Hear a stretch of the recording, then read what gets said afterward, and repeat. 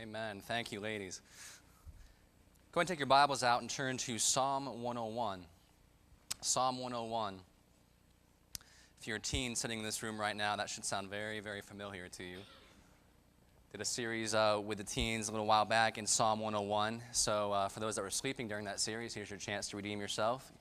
Get what you missed out of it. For everyone else, I hope it is a challenge and encouragement to you this evening.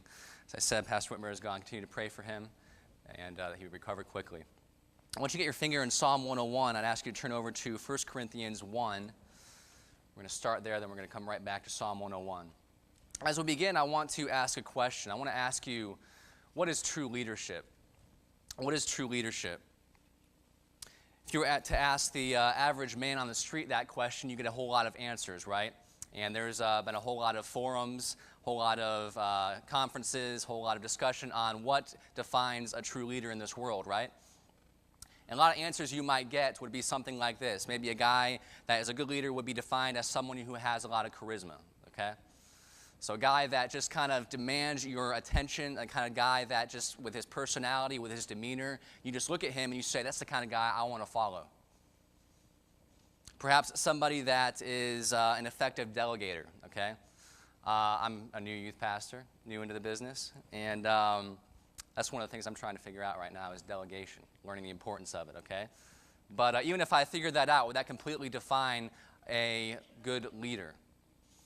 What about a good planner, possibly? Someone that can see the real big picture of everything that's going on in life and able to pinpoint what needs to be done, where it needs to be done, and know how to delegate it to people around him. Perhaps that's the definition of a good leader.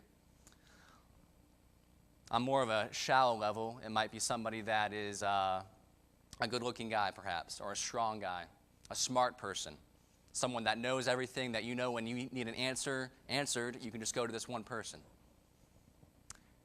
You know, it may be true that these things are part of leadership, but I would argue that they are not really the key things that are involved in leadership, particularly the leadership of a believer, the leadership of a Christian. Something's still missing.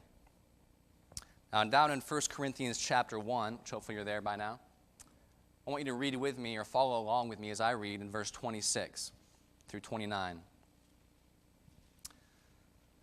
It says, "For you see your calling, brethren, how that not many wise men after the flesh, not many mighty, not many noble are called.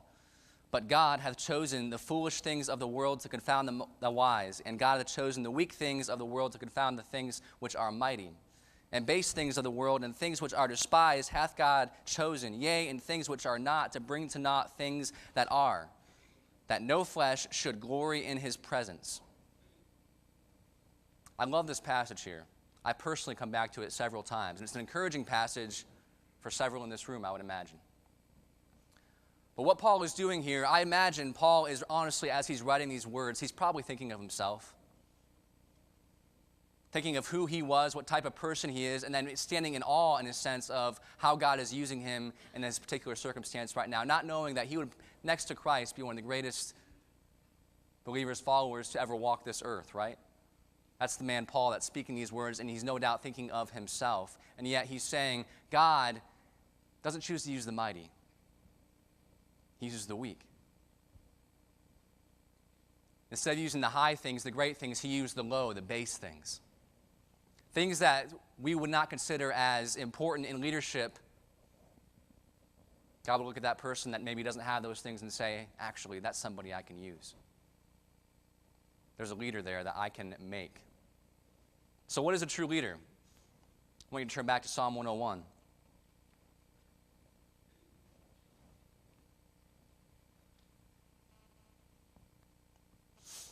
As believers, God has called us to live a holy, a separated life, a devoted life to him in every single way. And in Psalm 101, the author here is David. He's expressing his understanding of this necessity, and here in Psalm 101 makes a commitment to God to take certain steps in his rule as king over Israel. Now, David is believed to be the author here, and we believe it to be written at the very beginning of his reign as king. So you can kind of view this psalm here, Psalm 101, as his thesis statement, if you will, as he's moving into his reign as king of Israel. He's saying, all right, I'm a new king. What do I need to know? Studies it out. He says, okay, this is what it's going to be. This is what's important. As I rule, these are the priorities, these are the things that I'm going to implement in my life and in the kingdom here. He's making a commitment to God, okay? So he's saying, this is what leadership looks like, this is how I'm supposed to be a leader, and this is kind of a marker here for future kings, for future leaders to follow, to be a true Christian leader. Now at this point, some of you might be thinking, okay, he's moving towards talking about being a leader. I'm not a leader, okay?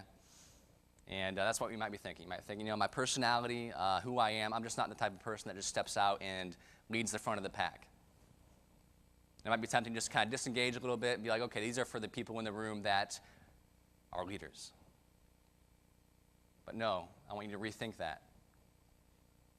As believers, we are called to be what? Followers of Christ, ambassadors of Christ, right? So to a point, everyone in this room is considered to be a leader for the cause of Christ in some way, in some manner, in some shape. So I want you to keep that in mind as we read through the Psalm 101. Follow along with me as I read here. I will sing of mercy and judgment unto thee, O Lord, I will sing. I will behave myself wisely in a perfect way. O when wilt thou come unto me? I will walk within my house with a perfect heart. I will set no wicked thing before mine eyes. I hate the work of them that turn aside. It shall not cleave to me. A forward heart shall depart from me. I will not know a wicked person. Whoso privily slandereth his neighbor, him will I cut off. Him that hath a high look and a proud heart will not I suffer. Mine eyes shall be upon the faithful of the land, that they may dwell with me. He that walketh in a perfect way, he shall serve me. He that worketh deceit shall not dwell within my house. He that telleth lies shall not tarry in my sight. I will early destroy all the wicked of the land, that I may cut off all wicked doers from the city of the Lord. As I just mentioned, everyone in this room to a point is a leader, right? So therefore, everyone in this room can glean something from this passage, as we are all leaders in the Christian life. But more specifically, more practically, when you think about it, everyone does lead somebody in this room. If you're a parent, who do you lead? You lead your kids, right? Specifically, fathers, you lead the family as a whole. Mothers, you lead your children. Some of you at work, you have people under you. You lead those people. Teens, kids, you might be thinking, oh, I'm excused from this. Actually, you're not. Several of you have younger siblings. What do you think? Do you lead them in some way? Whether you like it or not, yes, you do. Even those that are the youngest, you possibly have some friends, some people that you know that are younger than you, that are maybe the same age, but you still lead them in some way. You have an influence upon their life. We all lead. And as we grow older, something I found out is you lead more people eventually. So how do we lead as believers? This is the question that is being answered here in Psalm 101. And as we look in this, we're going to see three key steps to godly leadership that should be implemented in each of our lives, and that David specifically recognizes in this psalm here. In verse 1, looking down with me, he says, I will sing of mercy and judgment. Unto thee, O Lord, will I sing. David's first commitment here. And he's recognizing that he's pointing to, he's saying, I'm going to recognize God's justice. So in everything that has to do with leadership, he begins where? He begins with a recognition of the justice of God. Now, what's part of the justice of God? Well, we have the mercy and the judgment, right, of a judge. That's kind of what he throws out when he's up there, right? Either mercy or judgment upon somebody else. And he's saying, I'm looking to the wisdom of God. Now you have to notice here, he says there, I'm going to sing of this. The writer does not actually mean he's about to, bust out into song, right, at this moment and specifically sing about it. He's drawing more of a long-term conclusion to this. He's saying that he will make this one of the rules of his life as he moves forward. And not just the rules, but these are going to be the pillars of his life. God's justice, specifically God's mercy, God's judgment. Where does he begin? He's beginning with God, right? It's a sign of what? When it's not beginning with you, when it's beginning with somebody else, who are you prioritizing? Whoever you're talking about, right? He's talking about God, and he's prioritizing God right at the beginning, showing what? A sign of humility. And we're going to see that later on as well. But right from the get-go, he recognizes that if I'm going to be a genuine, a true, a successful spiritual leader, it can't begin with me. It's got to begin with God. That's where everything begins, right? And specifically leadership in this situation, it begins with God. We cannot hope to be successful as we lead our families, as we lead our friends, our siblings, if we are not beginning first with God and making his justice, his judgment, his mercy our pillars. If you start anywhere else, you're going to mess up. If you're trying to find wisdom in and of yourself, in and of this world to begin your ability to lead somebody else, you're going to find problems with that. It's not going to work. He begins with the Lord. He moves on there from though. After his recognition of God, specifically God's mercy and judgment, David goes on in the rest of the psalm to make a commitment to God, to let God know and the kind of stand that he is going to take, specifically with himself and in this world. So moving on, he recognizes God, specifically God's justice. And then number two, he recognizes the importance of taking a stand for personal purity. A stand for personal purity. And we're going to spend some time here. In verse 2, he says, I will behave myself wisely in a perfect way. Oh, when wilt thou come unto me? I will walk within my house with a perfect heart. Now, I want you to think about this. Why does David begin here, of all places? When we think of leadership, we think of what? How do I lead other people, right? That's what we're thinking about with leadership. So why does he begin here with a stand for personal purity? A little over 2.5 years ago, I had my last session of premarital counseling with my wife. It's a good time. It was actually an interesting time. The pastor that was part of our wedding was the one that was also doing our counseling, and we weren't near him, so we actually had to do our counseling over Skype. And one of the great blessings of our modern age. So we actually had our premarital counseling all over Skype. It was interesting, some good stories from that. And but as I look back on that, there's a whole lot of stuff that was said during that time I really wish I'd remembered more of. But one of the things that stuck out to me that I remember Pastor Woodruff saying, actually, was his name. I remember him telling me, he said, Josh, as a soon-to-be husband, you're going to be leading your wife, and eventually, Lord willing, a family someday. And he said, Josh, remember this. How would you ever be able to lead, or how will you ever be able to lead your wife, your family someday, if you can't even lead yourself? That made a lot of sense to me. Because if you can't control your own self, your own desires, your own fleshly lusts, your own bents towards evil, how in the world do you think you're going to be able to lead somebody else? Right? So David begins with what? He begins with personal purity. He knows where leadership starts. It starts right here.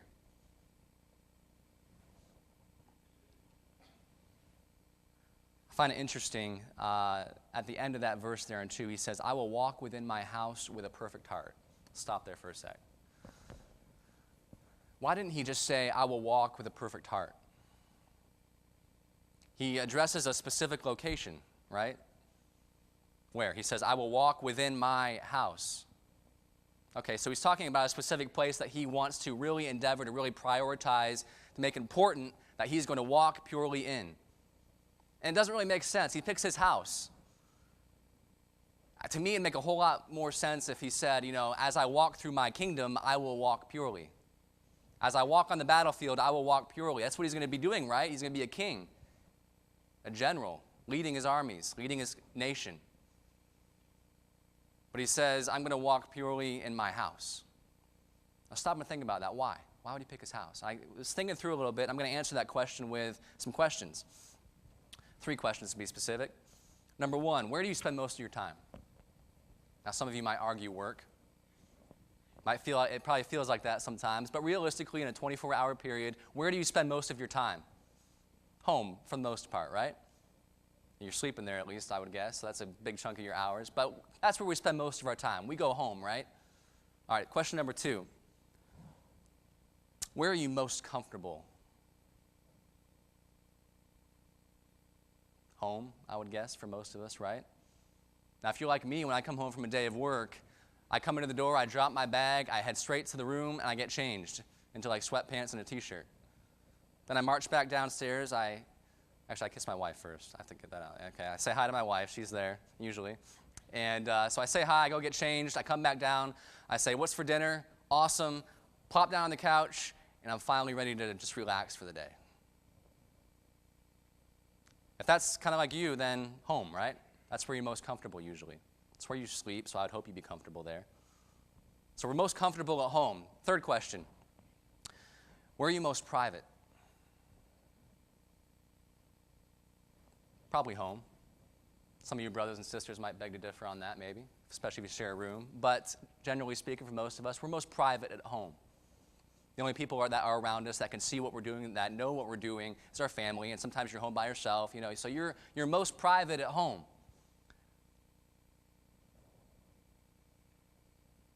Because of all that, we feel most secure at home, right? And so when we think about taking a stand for God in our personal lives, well, it's real easy when we walk out the door and we think, okay, I'm going to work, I'm working with unsaved people, I'm going to the store, unsaved environment, I'm going to the mall, whatever. And you have this, these different places you go outside your home, and that's when we, mentally make that decision, okay, I got to be on my guard, right? I'm leaving my house, I'm going out in the world, I got to put on my guard now. Got to be ready for what Satan has to throw at me, what the world has to throw at me. So it makes sense, right? We just naturally agree when we leave our house, that's where we put up most of our walls spiritually to try to protect ourselves. Hopefully that's the case. But what happens when we come home? Where we're most private, where we're most comfortable, where we usually are? Unintentionally, what happens to those walls? They just kind of come down, right? We're secure where we're at. David understood that.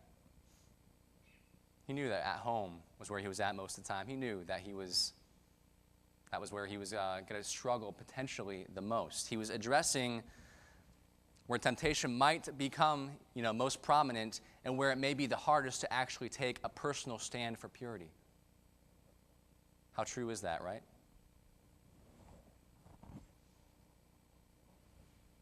He gets more specific after that. In verse 3, he says, I will set no wicked thing before mine eyes. So we see here what? He's talking about personal purity, and he gets specific, and he says purity of the eyes. Now, if you're like me reading through this, and maybe you've already done this, if not, I'm going to draw your attention to it. What are you thinking? David's talking about personal purity right here. He's talking about purity of the eyes. Well, do you see a little bit of a problem? Turn with me back to 2 Samuel chapter 11.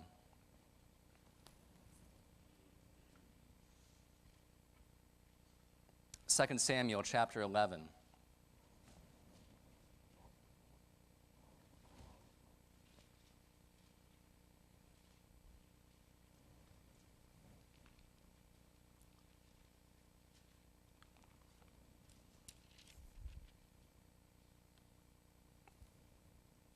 Verse 1, it says, And it came to pass after the year was expired, at the time when kings go forth to battle, that David sent Joab and his servants with him and all Israel, and they destroyed the children of Ammon and besieged Rabbah.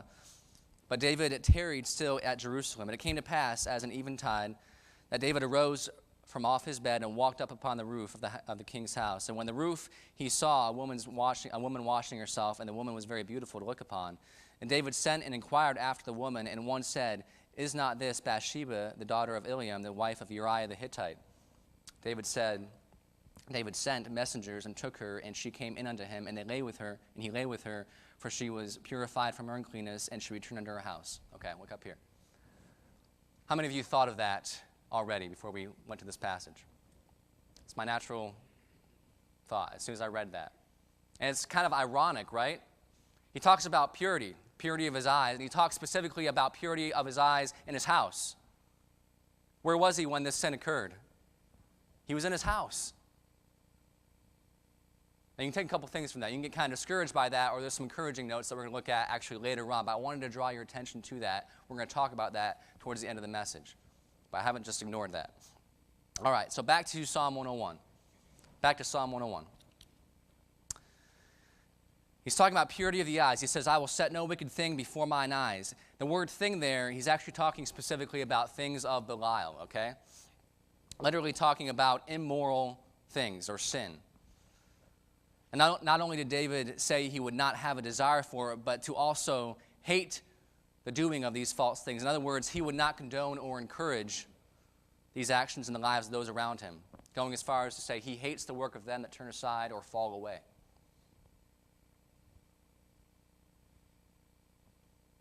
He goes on to say he will not let it cleave to him.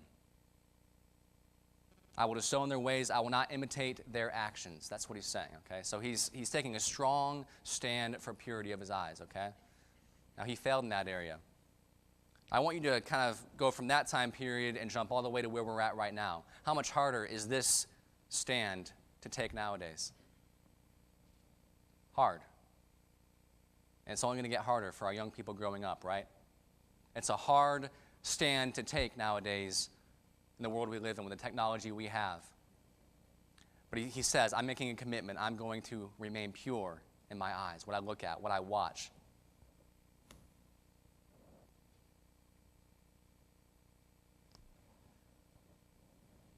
Nowadays we have our TVs, right? We have our movies, we have our shows.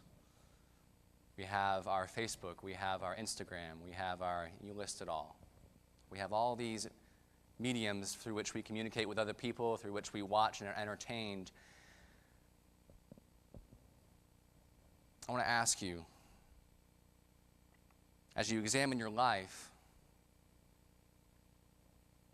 how does it match up to what you would define as pure, what Scripture would define as pure, and what you watch and what you do and what you allow to happen in the privacy and the confines of your home? Let me put it to you this way. Take anyone from this congregation, put them down in your couch, and then continue to act and watch and do what you normally would. Would you feel uncomfortable at all? If one of the pastors were to stop by and observe everything that you do, would you be embarrassed of something? Are we keeping ourselves, our families, are we leading our families with purity? Protecting ourselves. That's where it begins. We're talking about leadership that begins in our hearts, right? Purity of the eyes. I'm going to keep moving here. In verse 3, it says, I hate the work of them that turn aside. It shall not cleave to me. We just read that. He uses the word cleave there. It's kind of like that idea of Velcro.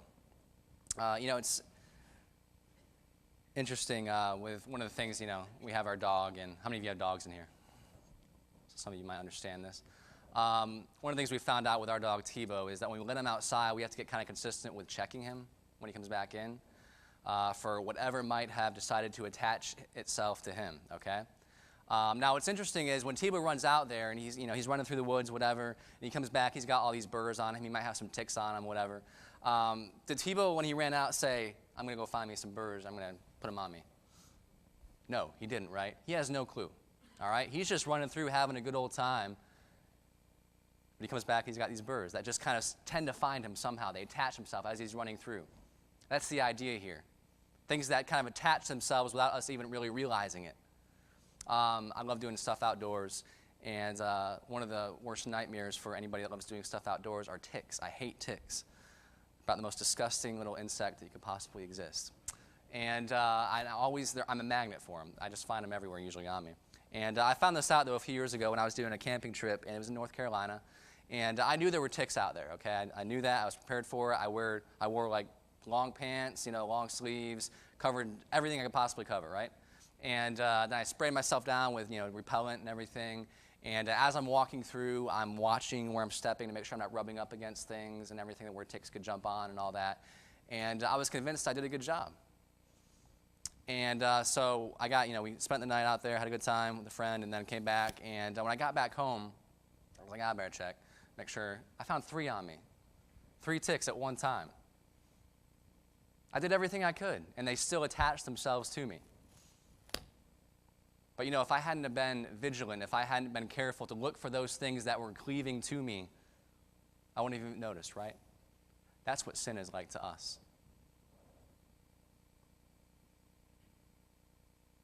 We're natural-born sinners. That's what we naturally do. We don't have to go out looking for sin or sin. It's natural to us. And that's why it is so important that we look for that sin, that wrong way that cleaves to us. We check ourselves constantly, evaluating our lives to see if there is any wicked way in me. That was David's heart. He said, I will not let these things cleave to me. I will be vigilant to fight against it, to check myself, that nothing would stand between me and my relationship with my God. He was taking a stand for personal purity, specifically his eyes, but he talks about purity of the mind and the heart. Beginning of verse 4. He says, I will not know a wicked person. That's the end there. He says, a forward heart shall depart from me. And then he goes on, I will not know a wicked person. We're going to focus on the first part there. A froward heart shall depart from me. Proverbs 11:20 says, those who are of a perverse heart are an abomination to the Lord, but the blameless in their ways are his delight. How do we know if we have a wicked heart? How do we know if what is in our heart is wrong, is of the world, is sin? Tell me what you're thinking about. And that'll answer the question, right? What do you meditate on? Your actions are going to, your mind, your actions, your thoughts, they're going to reveal what your heart truly is, what is in there. Will they be defined as pure? Philippians 4:8. I think Pastor preached on this a while back. Finally, brethren, whatsoever things are true, whatsoever things are honest, whatsoever things are just, whatsoever things are pure, whatsoever things are lovely, whatsoever things are of good report, if there be any virtue, if there be any praise, think on these things. I heard this explained to me a while back, and I use it all the time in my own personal life. But I view this verse as, I don't know what you call it, like some type of filter, okay? And what are those things called you use at the beach for sand? They filter sand through, I can't remember. Sift, there we go, sift. Yeah, it's like a sift. It's like a mental sift, okay? And I find it a good exercise to get into is you go back to this verse and you view it like a mental sift, okay? You take your thoughts and you start putting them through that sift and seeing how many of them actually make it through. It's kind of a sobering thing to do, but it's something that we must do. Are we pure of eyes? Are we pure of heart, of mind? Are we guarding ourselves from the things that can creep in, those things that are already in there, that flesh that wants to creep out? Are we vigilant? Are we fighting against that? Are we making a commitment to God that those things will not exist in our lives as Christians, as leaders? Leadership begins in here, in our hearts. It begins with us. David moves on from that, though. Number 3. He moves on and he says, I'm going to take a stand against ungodly influence. The end of verse 4 there, it says, I will not know a wicked person. This word know here isn't talking about just actually knowing somebody. He's not going through saying, I'm not going to know anybody that sins, you know. It's kind of impossible. He's talking about having an intimate relationship. That's what that word know means there. It's talking about relationships. He's saying, I'm not going to build relationships. I'm not going to make the people that I hang out with defined as wicked people. And he gets more specific. Who are these wicked people that he's talking about? It's kind of general, right? Wicked, well, those that are evil, those that sin. But he gets more specific here. Certain types of wicked people in particular he's going to guard against, he's going to fight against, he's not going to promote, but he's going to judge. So he's taking a stand against ungodly influence, and number 1, against wicked people, but number 1 here in verse 5, it says, whoso privily slandereth his neighbor, him will I cut off. So he's talking specifically about who? A slanderer. Slanderer is simply someone who makes false and damaging statements about someone else. I encourage the teens, when I got to this point, to do this. I'm going to encourage you to do the same thing. As I'm reading through these wicked people, definitions of wicked people, I want you to do 2 things. I want you to be thinking about those that you are around, that you surround yourself with, people that you endear, that you promote. And I want you to evaluate whether or not any of these would define them. Second thing I want you to do is I want you to look personally. Be honest with yourself and say, do these things define me at all? Am I this type of person? Am I this type of friend? Am I this type of leader in my own life? So those 2 things, as we're going through these, I want you to examine honestly with yourself. So number 1 here, a slanderer. I want you to turn over to Matthew chapter 12. Matthew chapter 12.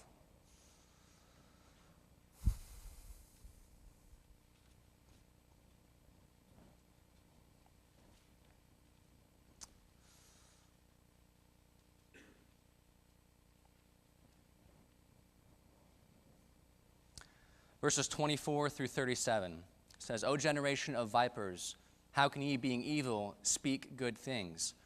For out of the abundance of the heart the mouth speaketh. A good man out of the good treasure of his heart bringeth forth good things, and an evil man out of the evil treasure bringeth forth evil things. But I say unto you that every idle word that men speak, they shall give an account for thereof in the day of judgment. For by thy words thou shalt be justified, and by thy words thou shalt be condemned. When I read this, I think I'm reading one of the kind of scariest passages in Scripture. It's addressing, what does he say? Brood of vipers, right? Not really a compliment, okay? It's talking about people that speak with stinging words, with biting words. Contentious type people. And he goes on to say what? He says, listen, every one of your words, your idle words that you speak, you will give an account of someday before God. He's not just talking about the unsaved.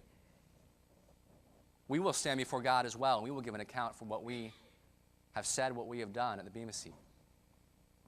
So we're not excused from this accountability. So he says, every idle word that you speak, you will give an account of. Now, I want you to sit and think honestly about everything you say.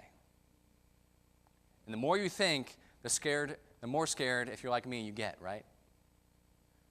Because the reality is, if we're not careful, we say a lot of idle things, don't we? He specifically here, right before that, is talking about biting words, slander, what we're talking about back in Psalm 101. Biting words, things that hurt people, that tear people down. Why do we do those things? Why do we talk that way? It's different reasons. A lot of it has to do with pride. A lot of it has to do with possibly jealousy. To make ourselves feel better, we tear somebody else down who has something we want, right? This is a big one amongst believers. It's a shame. When I had different jobs growing up, and one of them I was working for a township assessor's office, and it was a good place to work. But the problem I ran into was this issue of slander, where to your face, these people would be very nice, but there was this system of gossip, of slander that happened behind the scenes all the time. Now, you expect that with unbelievers. I understand that, and that's where I was working. The sad reality is I've worked in a lot of Christian environments, and it is no different. Why is that? We all know what we're talking about. In the workplace, and it is a temptation everywhere. Churches aren't excused from it. We love to talk about other people, and somehow it just makes us feel a little bit better when we're not the problem, so we point out the problems with everybody else. That's what he's talking about in Psalm 101. He's saying, I will not have a part of something like that. I will not have part of someone who is like that. And I'm not excluded from this, guys. I was convicted as I read through this and as I thought through this, because how many idle words do we speak? And the reality is we're going to talk to God about those idle words. Be careful what you say. When David talks about the wicked, the first he talks about there is the slanderer. Be careful what you say. What do we talk about? James 4:11 says, speak not evil one of another, brethren. He that speaketh evil of his brother and judges his brother speaketh evil of the law and judgeth the law. But if thou judge the law, thou art not a doer of the law, but a judge. Judge not. Do not speak evil. You're not in the place to do that. You're not the judge. Slandering has no place in the life of a believer. David moves on here. Verse 5, he says, him that hath a high look and a proud heart will not I suffer. This is another one that I think in Christian circles is too quickly looked over. There's certain sins in the Bible that God calls not just a sin, but an abomination. And guess what? Pride's right at the top of the list. And we're real quick to look at somebody else who is struggling with a big sin, a taboo sin of some kind, right? And we can point them, we can call them down, we can yell as much as we want to, but as soon as we look at somebody that has pride, we're kind of like, oh, well, at least it's not this, and it's something that, it's not good, but we don't treat it like God treats it. They're abominable sins before God. Pride is at the top of the list. And it makes sense that it would be, because if there's any pride in us, can God use us in any way? No, not really. Because we're filled with ourselves. In order to be used by God, you have to be filled by God, right? It makes sense. We too easily look over the sin of pride. Proverbs 16:5, everyone that is proud in heart is an abomination to the Lord. Though hand join in hand, he shall not be unpunished. Some of us have been proud so long we don't even realize we're proud. You act in a certain way, you say certain things, but you don't really realize how it's coming across, and the reality, the root of it is, it's your pride. We're so callous to it. Don't be so naive to think that the world's problems are everywhere else but in your heart. Everybody else is the problem. Everybody else has the sin. God has no place in a Christian's life for pride, for that haughty look, that haughty spirit. He moves on from there. So we have the slanderer, the proud, and he goes on to say the deceitful. Verse 7, he that worketh deceit shall not dwell within my house. He that telleth lies shall not dwell in my house. Proverbs 12:22, lying lips is a what? Is an abomination. Another abomination there to the Lord, but they that deal truly are his delight. This is kind of a cut and dry one, really, right? At least we would think so. We've all but learned since we were little, you don't lie, right?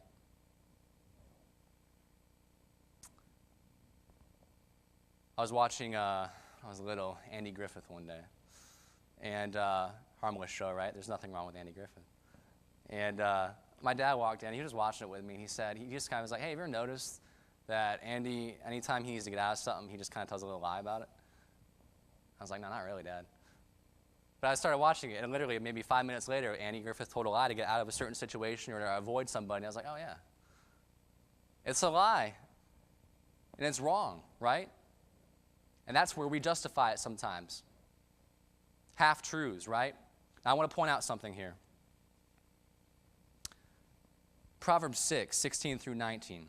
It's an interesting passage. I'd ask you to turn over there real quick. Proverbs 6, 16 through 19.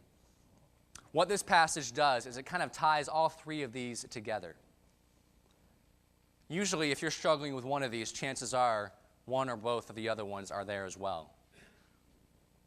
Proverbs chapter 6, verse 16 through 19 says, these 6 things doth the Lord hate, yea, 7 are an abomination unto him. There's the abomination word again, so you know it's serious. First of the list, a proud look, a lying tongue, and hands that shed innocent blood. That sounded pretty familiar, right? From Psalm 101. And heart that deviseth wicked imaginations, feet that be swift to running to mischief, and false witness that speaketh lies, and that soweth discord among brethren. Wow, it covers all three of those very clearly right there, right?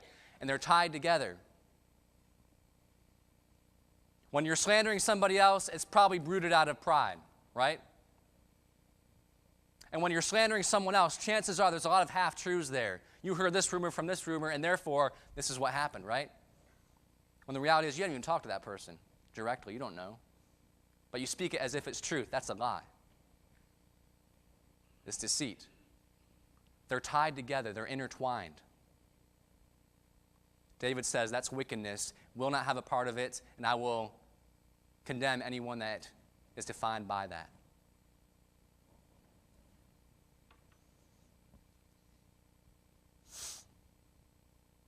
David goes on from there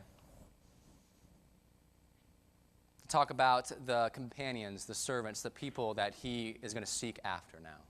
Okay, so he's talked about his heart. He's talked about it starting here. He's talked about the people he's going to hang out with. He's talked about those that he's going to avoid. He's going to stay away from. Those that he's going to condemn that have no place in his life.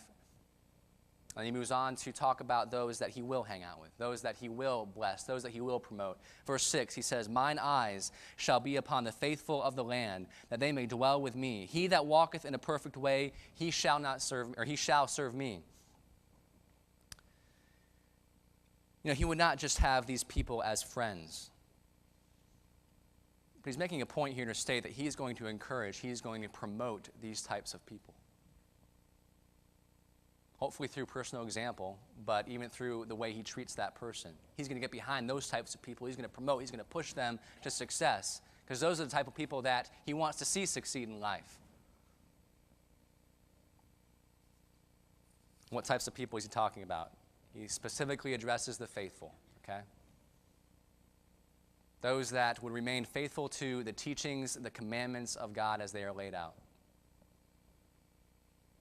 And he talks about those that would walk in a perfect and an upright way, those that would be defined as righteous people. Maybe not perfect people, but people that have a desire to see things done the Lord's way. David says, I'm going to shun all these other wicked people, but I'm going to get behind the people that I know want to serve God. I'm going to push them. I'm going to promote them. I'm going to see them as best I can succeed in their desire to serve God. That's kind of the other end now of leadership, right? Where it's really you're leading somebody in the right way. Leadership is partly pushing somebody in a direction to see them succeed, to be an example to them that they can follow and succeed in their spiritual life.